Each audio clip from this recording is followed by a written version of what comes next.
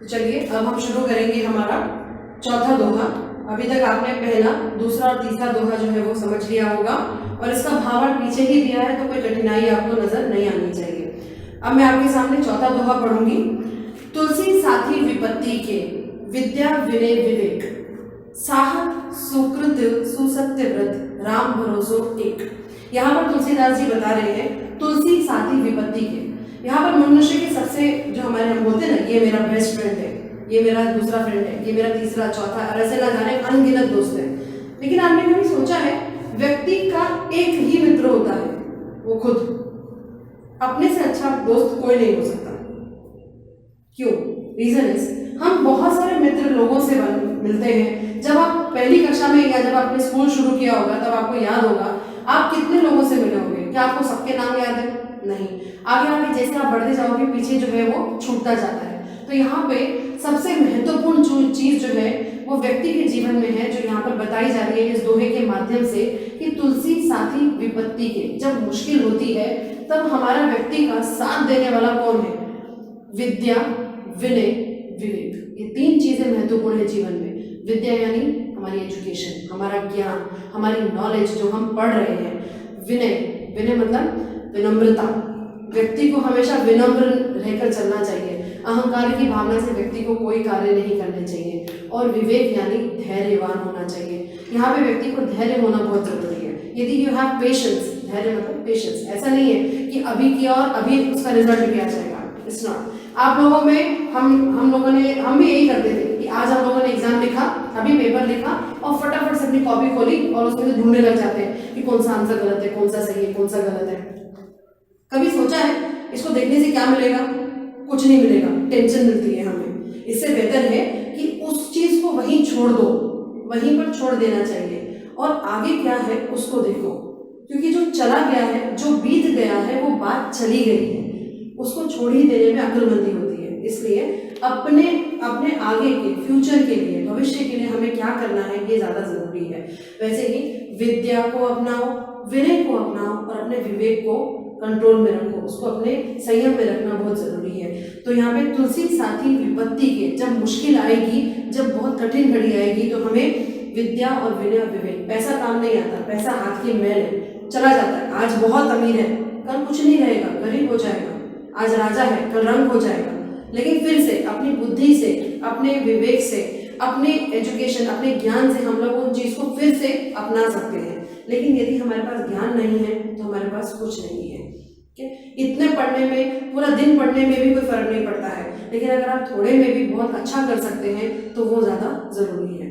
तो यहाँ पर साहब सुकृत सुसत्य व्रत, तो विद्या, विनय और विवेक अपनाने से व्यक्ति के अंदर साहस आता है।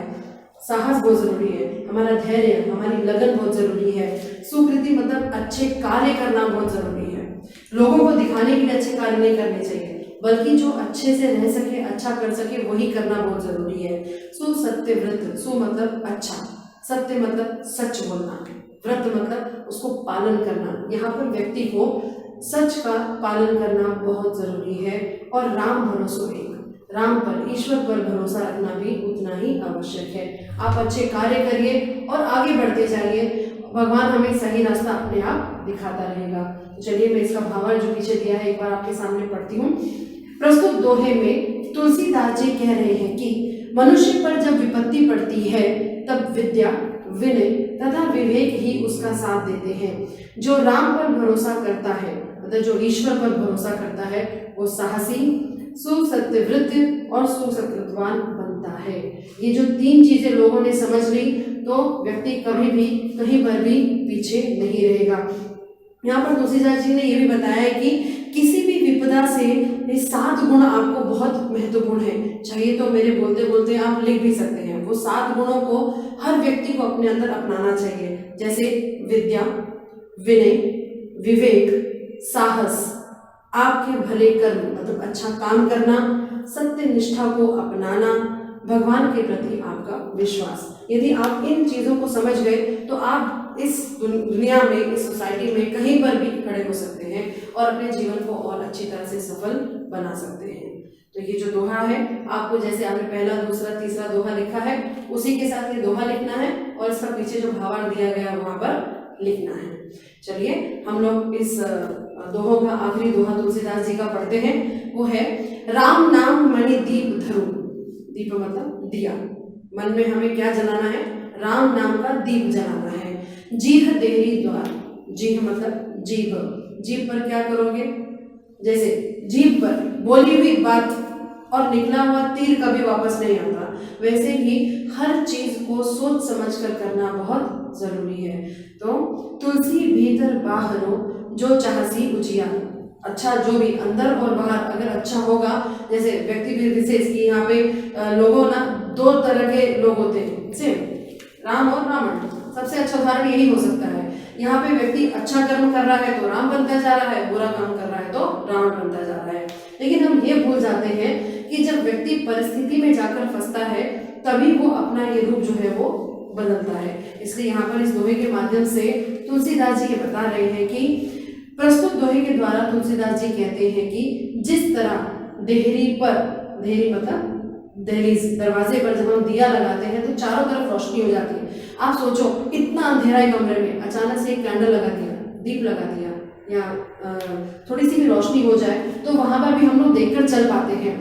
दिया रखने से घर के भीतर और बाहर दोनों तरफ क्या हो जाता है? उजाला हो जाता है। उसी तरह राम नाम जपने से मानव की आंतरिक और बाह्य शुद्धि होती है। यदि आप अपने आप को अच्छा बनाना चाहते हैं, कुछ जीवन में अच्छा करना चाहते हैं, तो मन में ईश्वर के प्रति अच्छी भावना, लोगों के प्रति अच्छा काम करना, अपने आप को सत्य के राह पर चलाना, अच्छे कर्म करना, ये सब चीजें बहुत ही महत्वपूर्ण है। हमें इन्हीं चीजों का सहारा लेते हुए आगे बढ़ते रहना चाहिए, तभी हम जीवन में अच्छे रास्ते पर चलेंगे और सफलता की ओर बढ़ते जाएंगे। तो एक बार ये दोहा मैं फिर से आपके सामने पढ़ देती हूँ।